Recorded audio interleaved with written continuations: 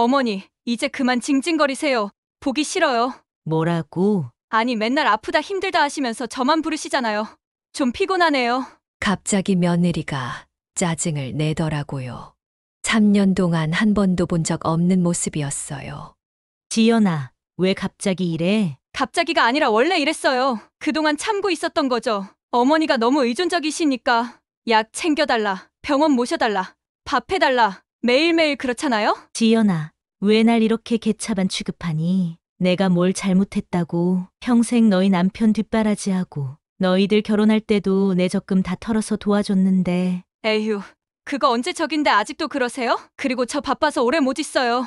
지연아, 너 완전히 다른 사람이 됐구나. 다른 사람이 아니라 진짜 모습을 보여드린 거예요. 어차피 이제 숨길 필요도 없으니까.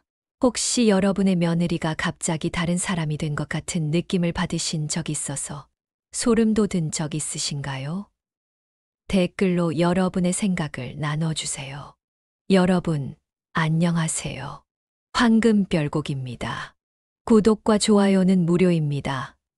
구독을 누르시면 이런 이야기들을 가장 빠르게 만나보실 수 있어요. 그럼 지금부터 이야기를 시작하겠습니다.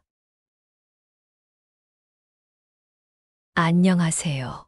저는 경상북도 안동에 사는 69세 김미란입니다. 평생을 가족을 위해 살아온 평범한 사람이에요. 남편과 함께 작은 농사를 지으며 아들 하나 키우느라 정말 열심히 살았거든요. 아들이 결혼할 때는 제 적금을 다 털어서 신혼집도 마련해주고 결혼식 비용도 다 제가 댔어요. 손자가 태어나고 나서는 육아도 도와주고 정말 할 수 있는 건 다 해줬습니다. 그래서 며느리 지연이를 처음 만났을 때도 이 아이가 우리 가족이 되는구나 싶어서 더욱 잘해주려고 했어요. 처음 본 날부터 어머니, 앞으로 잘 부탁드려요 라며 90도로 인사하는 모습을 보고 이 아이는 정말 예의 바른 아이구나 싶었습니다. 명절 때마다 음식 준비도 척척 도와주고 평소에도 자주 안부 전화를 주고 어머니, 건강은 어떠세요? 아버님 병원 가실 때 제가 모셔다 드릴게요. 힘든 일 있으시면 언제든 말씀하세요. 이런 말들을 들을 때마다 정말 며느리 보기 좋구나 싶었어요. 동네 친구들도 얼마나 부러워했는지 몰라요. 미란아, 너 정말 복 받았다. 우리 며느리는 명절에 오기도 싫어하는데 지연이는 정말 완벽한 며느리였어요. 특히 3년 전 남편이 뇌졸중으로 갑자기 쓰러진 후부터는 더욱 헌신적이었어요. 병원에 모셔다 드리고 약 챙겨드리고 식단 관리까지 친딸보다 더 잘해줬거든요. 지연아, 네가 없었으면 어쩔 뻔했니? 그럴 때마다 지연이는 환하게 웃으며 당연한 거죠. 어머니라고 했어요. 정말 고마웠어요. 남편 병간호에 지쳐있던 저에게 지연이는 든든한 버팀목이었거든요. 하지만 최근 들어서 뭔가 이상한 일들이 하나둘씩 생기기 시작했어요. 처음에는 정말 사소한 것들이라 그냥 넘어갔는데 어느 날 밤 화장실에 갔다가 거실을 지나는데 지연이가 누군가와 전화를 하고 있더라고요. 목소리가 평소와 달리 조심스럽고 작았어요. 알겠어. 조금만 더 기다려봐. 거의 다 끝나가. 누구와 무슨 이야기를 하는 걸까요? 그리고 뭐가 거의 다 끝나간다는 걸까요? 그런데 그날부터 지연이의 태도가 조금씩 달라지기 시작했어요. 그 전화를 들은 날부터 지연이를 조금씩 다른 눈으로 보게 되었어요. 지연이가 처음 우리 집에 며느리로 들어왔을 때를 떠올려 보니 정말 완벽했거든요. 그때는 2019년 봄이었어요. 아들이 엄마 결혼하고 싶은 사람이 있어 라고 했을 때 얼마나 기뻤는지 몰라요. 31살에 결혼한다고 하니까 늦은 감이 있지만 그래도 좋은 사람을 만났다니 얼마나 다행인지요. 엄마, 지연이는 정말 착한 사람이야. 요리도 잘하고 집안일도 잘해. 아들이 자랑스럽게 이야기하는 모습을 보니 제 마음도 설레었어요. 처음 만난 날이 아직도 생생해요. 지연이가 집에 인사하러 왔을 때 현관에서부터 깍듯하게 90도로 인사를 하더라고요. 안녕하세요. 저는 박지연이라고 합니다. 앞으로 잘 부탁드려요. 목소리도 곱고 얼굴도 예쁘고 무엇보다 예의가 바른 게 마음에 들었어요. 그날 제가 음식을 준비하고 있는데 지연이가 앞치마를 두르고 도와주겠다고 하더라고요. 어머니, 제가 도와드릴게요. 이런 거 잘해요. 정말 요리를 잘하더라고요. 칼질도 능숙하고 간도 맞추고 저보다 훨씬 잘하는 것 같았어요. 지연아, 너 어디서 요리를 이렇게 잘 배웠니? 어머니가 일찍 돌아가셔서 어릴 때부터 혼자 해먹다 보니까 자연스럽게 늘었어요. 어머니가 일찍 돌아가셨다고 하니 더욱 안쓰럽더라고요. 이 아이가 얼마나 고생했을까 싶어서 더 잘해주고 싶었어요. 결혼 준비할 때도 정말 의젓했어요. 어머니, 결혼식은 간소하게 할게요. 돈 많이 들이지 마세요. 아니야, 지연아. 우리 아들 결혼식인데 제대로 해야지. 정말 괜찮아요. 저희는 서로 사랑하는 마음만 있으면 되거든요. 이런 말을 들으니 더욱 고마웠어요.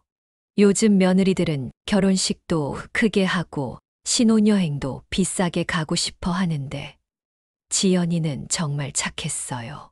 그래서 제가 더 신경 써서 결혼식 준비를 했어요.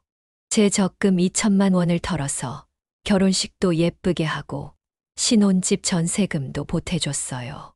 결혼하고 나서도 지연이는 정말 완벽한 며느리였어요. 명절마다 와서 음식 준비도 도와주고 평소에도 일주일에 2~3번은 와서 안부를 물어보고 어머니, 건강은 어떠세요? 약은 잘 챙겨 드시고 계시죠? 아버님, 오늘 컨디션은 어떠세요? 병원 가실 때 제가 모셔다 드릴게요. 이렇게 자주 챙겨주니까 정말 고마웠어요. 특히 손자 태어나고 나서는 더욱 의젓했어요. 어머니, 아기 봐주시느라 고생 많으세요. 제가 할 수 있는 건 다 할게요. 육아용품도 사오고 기저귀 갈 때도 능숙하게 하고 정말 어디 하나 흠잡을 데가 없었어요. 동네 사람들이 얼마나 부러워했는지 몰라요. 미란아, 너 정말 며느리 보기 좋다. 우리 며느리는 명절에 와서도 방에만 있는데. 그래. 너희 며느리는 정말 효부야. 어디서 저런 아이를 구했니? 이런 말들을 들을 때마다 뿌듯했어요. 내가 전생에 무슨 좋은 일을 했길래 이런 며느리를 얻었을까 싶었거든요. 그런데 3년 전 남편이 쓰러진 후부터 지연이가 더욱 헌신적으로 바뀌었어요. 남편이 뇌졸중으로 쓰러져서 병원에 입원했을 때 지연이가 매일같이 병원에 와서 간병을 도와줬어요. 어머니 혼자서는 힘드실 텐데 제가 교대로 도와드릴게요. 지연아, 일도 있는데 어떻게? 괜찮아요. 가족이 아프면 당연히 도와야죠. 정말 친딸처럼 더 잘해줬어요. 퇴원하고 나서도 일주일에 3~4번씩 와서 아버님 건강을 챙겨주고 약도 챙겨다 드리고 병원 갈 때마다 모셔다 드리고 지연아, 네가 없었으면 우리가 어쩔 뻔했니? 당연한 거예요. 어머니, 저희 가족인데요. 그런데 왜 갑자기 이상한 느낌이 들기 시작한 걸까요? 그 밤에 들은 전화 내용이 자꾸 머릿속에 맴돌았어요. 거의 다 끝나가. 도대체 뭐가 거의 다 끝나간다는 걸까요? 그 이상한 전화를 들은 다음 날부터 저는 지연이를 더 자세히 보게 되었어요. 처음에는 내가 너무 예민하게 생각하는 건 아닐까 싶었거든요. 3년 동안 그렇게 잘해준 며느리를 의심한다는 게 미안하기도 하고요. 하지만 이상한 일들이 하나둘씩 더 생기기 시작했어요. 며칠 후에 지연이가 또 집에 왔어요. 평소처럼 아버님 안부를 묻고 약을 챙겨주러 온 거였어요. 어머니, 아버님 혈압약 떨어져 가나요? 제가 약국에서 사올게요. 고맙다, 지연아. 그런데 그날 뭔가 달랐어요. 지연이가 아버님과 이야기하는 모습을 보는데 눈빛이 평소와 다르더라고요. 따뜻한 미소를 지으면서도 눈은 차가웠어요.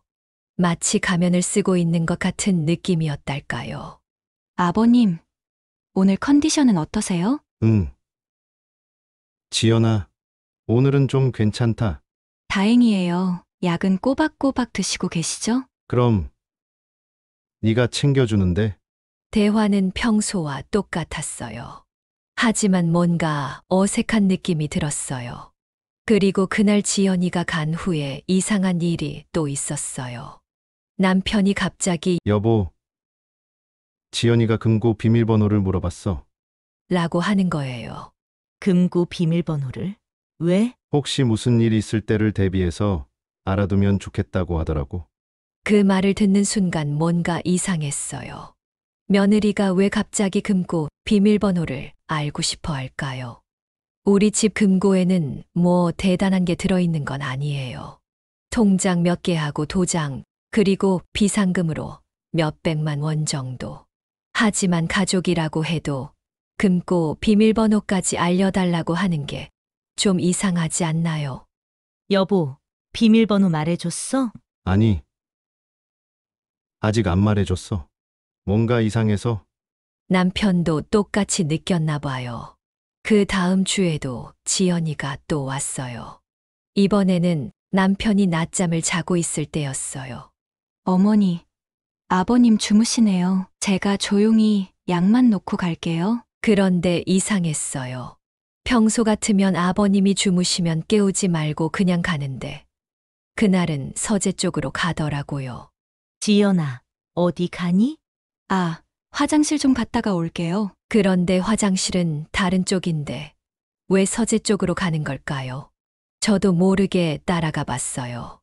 그런데 지연이가 서재 문을 열고 들어가는 게 보였어요. 뭘 하는 거지? 조심스럽게 가까이 가서 들어보니 서랍을 뒤지는 소리가 들렸어요. 뭔가 이상해서 문을 열어보려는데 갑자기 지연이가 나왔어요. 어머니. 지연아, 여기서 뭐 했니? 아, 그게 혹시 아버님 병원 진료카드가 여기 있나 해서요. 다음에 병원 갈 때 가져가려고. 그럴듯한 이유였지만 뭔가 어색했어요. 병원 진료카드는 항상 거실 서랍에 있는데 왜 서재를 뒤졌을까요? 그리고 지연이의 얼굴이 빨갛게 되어 있었어요. 마치 나쁜 일을 하다가 들킨 사람처럼요. 아, 그렇구나. 그런데 진료카드는 거실에 있어. 아, 그렇죠. 깜빡했네요. 죄송해요. 그렇게 말하고는 서둘러서 집을 나갔어요. 그날 밤에 남편한테 이야기했어요. 여보, 지연이가 오늘 서재에서 뭔가 찾고 있었어. 서재에서? 뭘? 병원 진료카드 찾는다고 했는데 뭔가 이상해. 그런가? 남편도 고개를 갸우뚱했어요. 그 후로 며칠 더 지나니까 또 이상한 일이 있었어요. 지연이가 없는 날에 제가 서재 정리를 하다가 발견한 건데 서랍 속 서류들이 순서가 바뀌어 있더라고요. 평소에 제가 깔끔하게 정리해 놓은 건데 누군가 뒤진 것 같았어요. 그리고 통장들도 원래 있던 자리에서 조금씩 밀려나 있었고요. 설마 지연이가?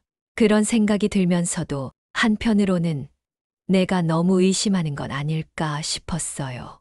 하지만 이상한 일들이 너무 많이 겹치니까 불안해지기 시작했어요. 그런데 결정적인 일이 또 하나 있었어요. 어느 날 밤에 잠이 안 와서 거실에 물을 마시러 나갔는데 지연이가 또 전화를 하고 있더라고요. 이번에는 소리를 죽여서 거의 속삭이듯이 하고 있었어요. 알겠어. 조금만 더 기다려. 생각보다 시간이 걸리네. 또 그 이상한 전화였어요. 아니야. 들키지 않았어. 괜찮아. 들키지 않았다고. 뭘 들키지 않았다는 걸까요? 금고는 아직 못 열어봤어. 비밀번호를 안 알려줘서. 금고 이야기까지 나오니까 정말 소름이 돋았어요. 저는 조용히 다시 방으로 들어갔어요. 그리고 이불을 뒤집어 쓰고 생각했어요. 지연이가 정말 뭔가 숨기고 있는 게 맞구나. 하지만 아직도 믿고 싶지 않았어요. 3년 동안 그렇게 잘해준 며느리가 설마 나쁜 마음을 먹었을 리가 없다고 생각했거든요. 그런데 다음 날 더 충격적인 일이 일어났어요. 다음 날 아침 남편이 갑자기 여보, 통장이 어디 있지? 라고 하는 거예요. 통장 왜? 어느 통장? 우리 비상금 통장 말이야. 서재 서랍에 있던 건데 없어. 깜짝 놀라서 같이 찾아봤어요. 분명히 서재 첫 번째 서랍에 넣어뒀는데 정말 없더라고요. 이상 안에 분명히 여기 있었는데 혹시 다른 데 두었나? 집 안을 다 뒤져봤지만 통장은 없었어요. 그런데 이상한 건 그 통장에만 500만 원이 들어있었거든요. 여보, 혹시 그 통장 누구한테 빌려줬어? 아니야. 그런 적 없어. 그때 문득 지연이 생각이 났어요. 며칠 전에 서재를 뒤지고 있던 모습 말이에요. 설마 지연이가? 하지만 아직도 믿고 싶지 않았어요. 며느리가 시부모 통장을 가져갈 리가 없잖아요. 그런데 그날 오후에 더 이상한 일이 일어났어요. 지연이가 평소보다 일찍 왔어요. 그런데 표정이 어딘가 어색했어요. 어머니, 안녕하세요. 지연아. 오늘은 일찍 왔네? 네, 일이 일찍 끝나서요. 그런데 평소와 다르게 눈을 제대로 못 보고 이야기하더라고요. 아버님 컨디션은 어떠세요? 응. 오늘은 좀 안 좋아. 아침부터 머리가 아프다고 하네. 아, 그러세요? 그럼 약국에서 두통약이라도 사올까요? 아니야, 괜찮다. 그런데 지연아. 네, 혹시 우리 통장 봤니? 비상금 통장 말이야. 그 순간 지연이의 얼굴이 확 굳어지더라고요. 통장요.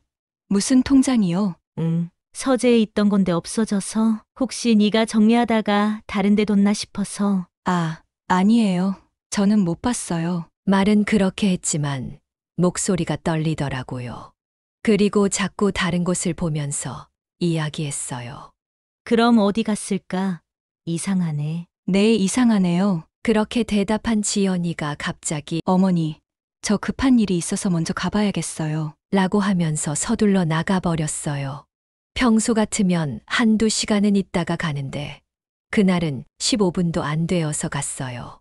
그리고 나가면서 하는 말이 어머니, 혹시 통장 찾으시면 연락 주세요 였어요. 왜 며느리가 시어머니 통장을 찾았는지 연락해달라고 하는 걸까요? 뭔가 정말 이상했어요. 그날 밤에 남편한테 이야기했어요. 여보, 지연이 반응이 이상했어. 어떻게? 통장 이야기하니까 얼굴이 하얘지더라고. 그리고 말도 더듬고. 정말.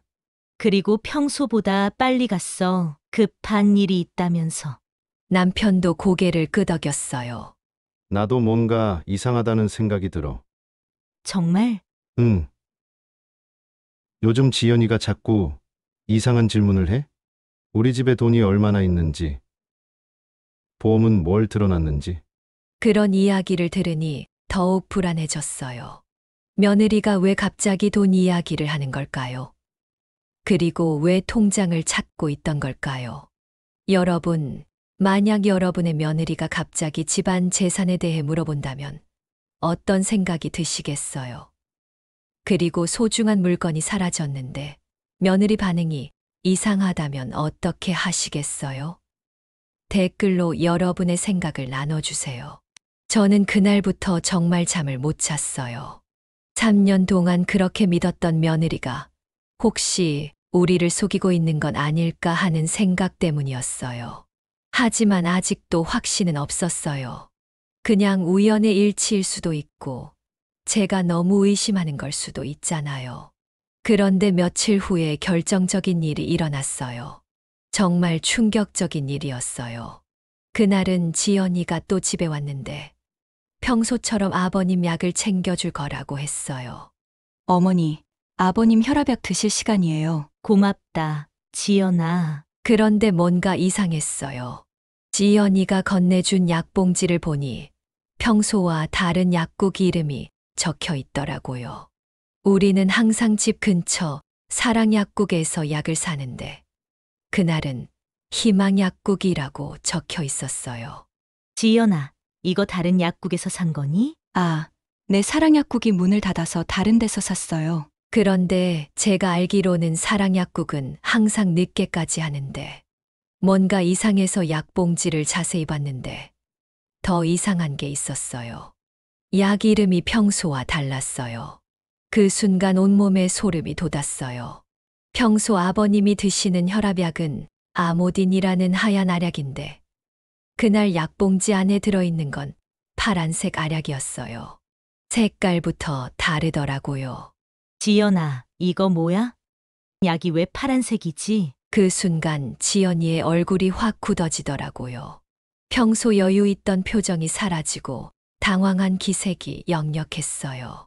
아, 그게 같은 약인데 회사에서 색깔을 바꾼 거예요. 정말. 그런데 약 이름도 다른 것 같은데? 약봉지를 다시 보니 락토민이라고 적혀 있었어요. 평소 아모딘과는 완전히 다른 이름이었거든요. 약 이름까지 바뀐 거야? 네네. 그런 것 같아요. 지연이의 목소리가 떨리고 있었어요. 그리고 자꾸 다른 곳을 보면서 대답하더라고요. 뭔가 이상해서 약 설명서를 봤는데 더 놀랐어요. 수면 장애 치료제라고 적혀 있는 거예요. 지연아, 이거 수면제 아니야? 네? 수면제요? 아니에요. 혈압약이에요. 그런데 여기 수면 장애 치료제라고 적혀 있는데 지연이가 급하게 약 설명서를 뺏어 보더니 얼굴이 새하얘졌어요. 아, 이건 약국에서 잘못 준 것 같아요. 약국에서 잘못 줬다고? 그럼 진짜 아버님 약은 어디 있어? 그게 제가 다시 가서 바꿔올게요. 지연이가 서둘러 일어나려고 하는데 저는 뭔가 이상해서 막았어요. 잠깐, 지연아. 뭔가 이상해. 뭐가 이상해요? 약국에서 혈압약 달라고 했는데 수면제를 줄 리가 없잖아. 그리고 네가 확인도 안 하고 가져왔다고? 지연이는 대답을 못하고 입만 벙긋거렸어요. 그때 마침 아들이 집에 들어왔어요. 엄마, 무슨 일이야? 왜 이렇게 심각해? 저는 아들에게 상황을 설명해 줬어요. 성우야, 지연이가 아빠 약을 가져왔는데 수면제야. 수면제. 아빠 혈압약 아니고? 아들이 약을 보더니 얼굴이 심각해졌어요. 엄마, 이거 진짜 수면제야. 락토민은 강한 수면제라고. 그리고 지연이를 똑바로 보며 물었어요. 지연아, 설명해봐. 왜 아빠한테 수면제를 주려고 했어? 지연이의 얼굴에서 피가 쫙 빠지더라고요. 저는 몰랐어요. 정말 약국에서 잘못 준 거예요. 몰랐다고? 그럼 왜 약 확인도 안 하고 가져온 거야? 그건 믿고 가져온 거예요. 아들이 냉정하게 말했어요. 지연아, 3년 동안 약을 챙겨준 네가 약 이름도 안 보고 가져왔다고. 그리고 색깔도 다른데 지연이는 아무 말도 못했어요. 그 순간 저는 정말 무서웠어요. 만약 제가 이상함을 느끼지 못하고 남편이 그 수면제를 드셨다면 어떻게 됐을까요? 혈압약인 줄 알고 강한 수면제를 드셨다면 생각만 해도 끔찍했어요. 그때 아들이 더 심각한 표정으로 말했어요. 엄마, 이거 단순한 실수가 아닐 수도 있어. 무슨 말이야? 락토민은 정말 강한 수면제야. 혈압 환자가 이걸 먹으면 위험할 수도 있어. 그 말을 듣는 순간 온몸에 소름이 돋았어요. 아들이 지연이를 똑바로 보며 물었어요. 지연아, 솔직히 말해. 이게 정말 실수야? 지연이는 아무 대답도 못하고 손만 떨고 있었어요. 그런데 갑자기 지연이가 화를 내기 시작했어요. 왜 저를 의심하세요? 제가 뭘 잘못했다고요? 잘못한 게 없다면 왜 이렇게 당황해? 당황하는 게 아니라 억울해서 그래요. 실수했는데 이렇게 몰아세우시면 어떡해요? 목소리가 점점 커지더라고요. 평소 조용하던 지연이의 모습과는 너무 달랐어요. 그럼 지연아, 약국 이름을 말해봐. 어느 약국에서 샀는지? 아들이 차분하게 물었어요. 그게 뭐가 중요해요? 중요하지. 약국에 확인해봐야 하니까. 확인할 필요 없어요. 제가 다시 가서 바꿔올게요. 지연이가 급하게 일어나려고 했어요. 그런데 그때 남편이 방에서 나왔어요. 무슨 일이야? 왜 이렇게 시끄러워? 저는 남편에게 모든 상황을 설명해 줬어요. 남편의 얼굴이 점점 굳어지더라고요. 지연아, 너 정말 실수한 거야? 네, 아버님. 정말 실수예요. 남편도 의심스러운 눈으로 지연이를 봤어요.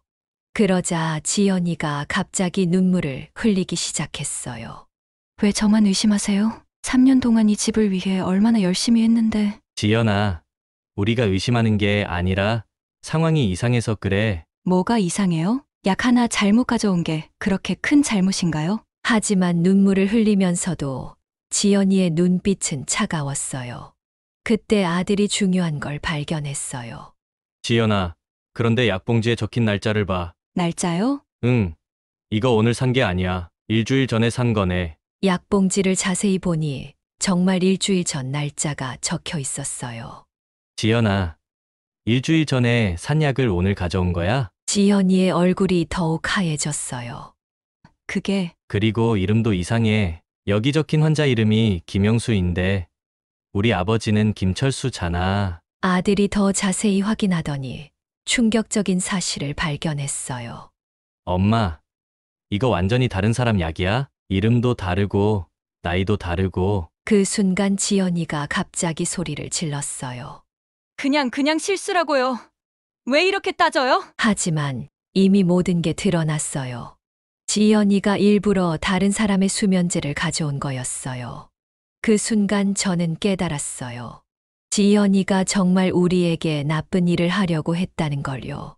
그 순간 지연이의 얼굴이 새하얘졌어요. 그게 뭐가 중요해요? 그냥 실수라고요. 하지만 목소리가 떨리고 있었어요. 평소 차분하던 모습과는 완전히 달랐어요. 그때 남편이 중요한 걸 물어봤어요. 지연아, 그런데 너 요즘 우리 집에 자주 오는 이유가 뭐야?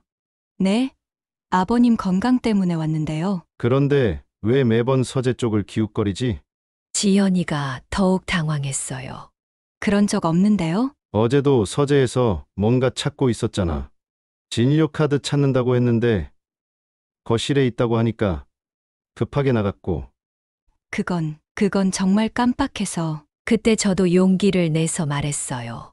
지연아, 솔직히 말해. 너 우리 통장 가져갔지? 통장요. 무슨 통장을 왜 가져가요? 비상금 통장 500만 원 들어있던 거. 지연이의 손이 덜덜 떨리기 시작했어요. 저는 모르는데요. 그럼 왜 손이 떨려? 떨리는 게 아니라 억울해서 그래요. 하지만 지연이의 목소리는 점점 작아지고 있었어요. 아들이 결정적인 질문을 했어요. 지연아, 그럼 네 진짜 이름이 뭐야? 네. 무슨 소리예요? 박지연이 진짜 이름이야? 그 순간 지연이가 완전히 굳어버렸어요. 당연히 제 이름이죠. 그럼 주민등록증 보여줘. 왜 그런 걸 보여줘야 해요? 이상하지 않으면 보여줄 수 있잖아. 지연이가 가방을 꽉 붙잡으면서 뒤로 물러났어요. 이건 너무 하시는 거 아니에요? 그런데 그때 지연이 가방에서 뭔가 떨어졌어요. 다른 이름이 적힌 신분증이었어요. 아들이 그걸 주워들더니 깜짝 놀랐어요. 이게 뭐야? 여기 김수연이라고 적혀 있어. 지연이가 급하게 뺏으려고 했지만 이미 늦었어요. 그건 제 친구 거예요. 친구 신분증을 왜 가지고 다녀? 그냥 실수로 가져온 거예요. 하지만 아무도 믿지 않았어요. 남편이 냉정하게 말했어요. 지연아, 이제 그만 거짓말하고 진실을 말해. 거짓말이 아니라고요. 지연이가 소리를 지르면서 일어났어요. 왜 저만 의심하세요? 3년 동안 이렇게 잘해줬는데. 그 순간 지연이의 목소리와 표정이 완전히 달라졌어요. 평소에 다정한 며느리가 아니라 완전히 다른 사람 같았어요. 3년 동안 참고 살았는데 이제 와서 이러시면 어떡해요? 참고 살았다고. 뭘 참았다는 거야? 이 답답한 집에서 늙은이들 시중 드는 거요. 그 말을 듣는 순간 모든 게 명확해졌어요. 지연이가 진짜 속마음을 드러낸 거였어요. 지연이가 본색을 드러내자 저는 더 이상 참을 수 없었어요. 그래, 이제 진짜 모습을 보여주는구나? 뭐라고요? 지연아, 아니 누구야 너? 이제 다 들통났으니까 실컷 말해봐. 지연이가 당황하면서 가방을 꽉 붙잡았어요. 그런데 그때 저는 웃으면서 말했어요. 너 그동안 우리를 바보로 봤구나. 하지만 내가 그렇게 만만한 줄 알았어? 어머니, 지연아, 너 그날 밤에 한 전화 다 들었어? 지연이의 얼굴이 새하얘졌어요. 거의 다 끝나가. 조금만 더 기다려. 이런 말들 말이야. 그건 무슨, 그리고 네가 서재 뒤지는 것도 다 봤고 김 사장 댁 아주머니도 창문으로 다 봤다고 했어. 저는 차분하게 말을 이어갔어요. 너 진짜 이름이 정서연이지? 그 순간 지연이, 아니 정서연이 완전히 굳어버렸어요. 어떻게? 내가 며칠 전부터 너를 조사했거든. 동네 파출소 김순경님한테 부탁해서. 정서연이 믿을 수 없다는 듯이 저를 봤어요. 그리고 네 가족들도 다 조사했어. 엄마 정미경, 언니 정서희 모두 다 사기꾼이더라고. 어떻게 알았어요? 너희들이 한 짓을 인터넷에서 다 찾아봤어. 요즘 할머니들도 스마트폰 쓸 줄 안다고. 저는 핸드폰을 꺼내서 보여줬어요. 여기 봐. 너희 가족이 전국에서 똑같은 짓 한 기사들이 다 나와 있어. 정서연이 완전히 당황했어요. 그리고 이것도 봐. 제가 또 다른 핸드폰을 꺼냈어요. 네가 밤에 전화하는 거 다 녹음했어. 동네 김 여사가 가르쳐줘서 말이야. 안 돼. 정서연이 소리를 지르면서 핸드폰을 뺏으려고 했어요. 하지만 아들이 정서연을 막았어요. 그리고 지연아, 아니 정서연, 네가 훔친 우리 통장도 이미 신고했어. 네. 은행에서 연락 왔어. 네가 우리 도장 위조해서 돈 뺀 거 다 확인됐다고. 정서연이 완전히 절망적인 표정을 지었어요. 그때 저는 정말 통쾌한 마음으로 말했어요. 정서연, 3년 동안 우릴 속였다고 생각했겠지만 난 마지막 한 달 동안 네 꼼수 전부 꿰뚫고 있었어. 그게 무슨 말씀이세요? 그래, 너 같은 애송이가 60년 넘게 산 나를 이길 수 있을 거라고 생각했어. 그 순간 밖에서 사이렌 소리가 들렸어요. 아, 그거? 내가 경찰 불렀어. 너 오기 전에 미리. 정서연이 도망가려고 했지만 이미 경찰이 문 앞에 와 있었어요. 신고받고 왔습니다. 경찰이 들어오자 저는 당당하게 말했어요. 여기 있어요. 정서연이라는 전문 사기꾼. 경찰이 정서연을 보더니 고개를 끄덕였어요. 아, 이 사람 우리가 찾고 있던 사람이네요. 다른 지역에서도 똑같은 수법으로 여러 건 저질렀어요. 정서연이 수갑을 차면서 믿을 수 없다는 듯이 저를 봤어요. 어머니, 정말 다 계획이었어요? 저는 미소를 지으며 말했어요. 정서연, 늙은이 무시하면 안 돼. 우리한테는 경험이라는 게 있거든. 그리고 마지막으로 이렇게 말했어요. 3년 동안 우리 가족인 척 연기했으니 이제 진짜 가족들이랑 감옥에서 만나렴. 정서연이 끌려간 후에 집 안이 조용해졌어요. 너무 많은 일이 한 번에 일어나서 정신이 없었거든요. 아들이 제 어깨에 손을 올리며 말했어요. 엄마, 괜찮아? 응. 하지만 사실은 괜찮지 않았어요. 3년 동안 가족이라고 생각했던 사람이 사기꾼이었다니. 며칠 후에 경찰서에서 연락이 왔어요. 할머니 좋은 소식이 있어요. 무슨 소식인가요? 정서연이 숨겨둔 돈을 찾았어요. 그리고 그 여자 가족들도 모두 잡았습니다. 가족들도요? 네, 어머니랑 언니도 똑같은 일을 하고 있었어요. 전국에서 비슷한 사건이 5건도 넘게 발생했어요. 정말 무서웠어요. 우리만 당한 게 아니었던 거예요. 할머니가 신고해 주신 덕분에 많은 분들이 도움을 받게 되었어요. 저 혼자 참았다면 다른 분들도 똑같이 속았을 거예요. 그 생각에 더 무서웠어요. 그래서 결국 용기를 냈던 거예요. 그리고 빼앗긴 돈도 대부분 돌려받을 수 있을 것 같아요. 하지만 가장 걱정되는 건 손자였어요. 그 아이는 정말 아무 죄가 없잖아요. 엄마가 사기꾼이라고 해서 아이까지 버릴 수는 없었어요. 아들과 상의해서 손자는 계속 우리가 키우기로 했어요. 성우야, 괜찮겠어?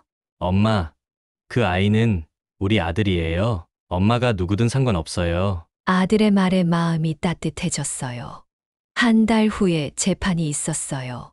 정서연이 법정에 나왔는데 많이 수척해진 모습이었어요. 재판장에는 다른 피해자분들도 많이 와 계셨어요. 모두 저와 비슷한 나이의 어르신들이었어요. 20년 동안 모은 돈을 다 잃었어요.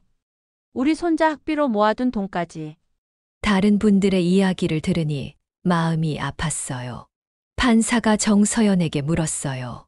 피고인은 왜 이런 일을 했습니까? 돈이 필요해서요. 그렇다고 해서 노인분들을 속이고 평생 모은 재산을 훔칠 수 있습니까? 정서연은 대답하지 못했어요. 그때 판사가 저를 보며 물었어요. 피해자분, 하고 싶은 말씀이 있으시면 하세요. 저는 일어나서 말했어요. 저는 아직도 이해할 수 없어요. 네. 3년 동안 우리를 속였지만 중간에 한 번이라도 진심이었던 적은 없었나요? 정서연이 고개를 들어 저를 봤어요. 특히 아버님이 아프실 때 병원에서 밤새 간병해 주던 그때도 가짜였나요? 정서연의 눈에서 눈물이 흘렀어요. 아니요, 그때는 정말 마음이 아팠어요. 그럼 왜 끝까지 우리를 속였어요? 정서연은 한참 동안 울기만 했어요. 미안해요. 정말 미안해요. 너무 많은 거짓말을 하다 보니 이제 와서 그만두기가 무서웠어요. 결국 정서연은 징역 5년을 선고받았어요. 법정을 나오면서 정서연이 마지막으로 말했어요. 어머니, 아이는 잘 부탁드려요. 그 말을 들으니 마음이 복잡했어요. 나쁜 사람이지만 자식은 걱정하는 모습을 보니 집에 돌아와서 손자를 안아줬어요. 할머니, 엄마는 언제 와요? 엄마는 멀리 갔어. 할머니가 엄마 대신 키워줄게. 네. 할머니가 최고예요. 그 아이의 순수한 모습을 보니 더욱 잘 키워야겠다는 생각이 들었어요. 이제 1년이 지났어요. 손자는 건강하게 잘 자라고 있고 저희 가족도 평화를 되찾았어요. 가끔 손자가 엄마는 언제 와요? 라고 물어보면 마음이 아프지만 그래도 이 아이만큼은 잘 키워보겠다는 마음으로 살아가고 있어요. 남편도 건강이 많이 좋아져서 이제는 혼자서도 병원에 다니세요. 여보, 그때 이상하다고 느끼지 않았으면 큰일 날 뻔했어. 맞아요. 정말 무서운 일이었어. 아들도 요즘은 더 자주 집에 와서 저희를 챙겨줘요. 엄마, 앞으로는 누구든 너무 쉽게 믿지 마세요. 알겠다, 성우야. 하지만 이 일을 겪으면서 깨달은 게 있어요. 나이가 들었다고 해서 무력한 게 아니라는 거예요. 저도 할 수 있는 일이 많다는 걸 알게 되었어요. 요즘은 동네 어르신들에게 이런 사기에 조심하라고 알려드리고 있어요. 미란아, 네 이야기 들으니까 정말 무서워졌어. 그래. 우리도 조심해야겠다. 핸드폰 녹음하는 방법도 가르쳐줘. 동네 분들이 제 경험담을 듣고 도움을 받으신다고 하니 뿌듯해요. 그리고 경찰서에서도 가끔 연락을 주세요. 할머니 덕분에 비슷한 사건이 또 해결되었어요. 그래요? 다행이네요. 할머니가 신고해 주신 게 큰 도움이 되었어요. 제가 한 작은 행동이 다른 분들에게 도움이 된다니 정말 보람 있어요. 가끔 정서연 생각도 나요. 그 아이가 정말 마지막에 흘린 눈물은 진짜였을까? 아니면 그것마저 연기였을까? 하지만 이제는 그런 게 중요하지 않다는 걸 알아요. 중요한 건 우리 가족이 다시 행복해졌다는 거예요. 그리고 앞으로는 더 조심하면서, 하지만 너무 의심하지는 않으면서 살아가려고 해요. 손자가 할머니 사랑해요 라고 말할 때마다 생각해요. 이 아이만큼은 따뜻한 마음을 가진 사람으로 키워야겠다. 나쁜 사람들 때문에 세상을 불신하게 되면 안 되니까요. 여러분, 저처럼 갑자기 가족이 이상해졌다라고 느껴진다면 용기를 내서 확인해 보세요. 나이가 들었다고 해서 당하고만 살 필요는 없어요. 우리에게도 지혜와 경험이 있잖아요. 그리고 혼자 해결하려고 하지 마시고 가족들과 상의하세요. 가족이야말로 우리의 가장 큰 힘이니까요. 마지막으로 아무리 힘든 일이 있어도 포기하지 마세요. 저도 처음에는 정말 절망스러웠지만 지금은 더 강해진 것 같아요. 나이가 들수록 더 현명해지는 것 같아요. 여러분도 어떤 어려움이 있더라도 꼭 이겨내시길 바라요. 이 이야기가 여러분께 의미가 있었다면 좋아요 한번 눌러주시면 감사하겠습니다. 앞으로도 이런 감동적인 이야기, 인생을 바꿀 이야기 들려드릴게요. 알림 설정해 두시면 놓치지 않으실 겁니다. 여러분도 혹시 비슷한 경험이 있으시거나 이런 사기를 당할 뻔한 적이 있으시다면 댓글로 나눠주세요. 함께 이야기하면서 서로 도움이 될 수 있을 것 같아요. 그럼 다음에 또 좋은 이야기로 찾아뵐게요. 감사합니다.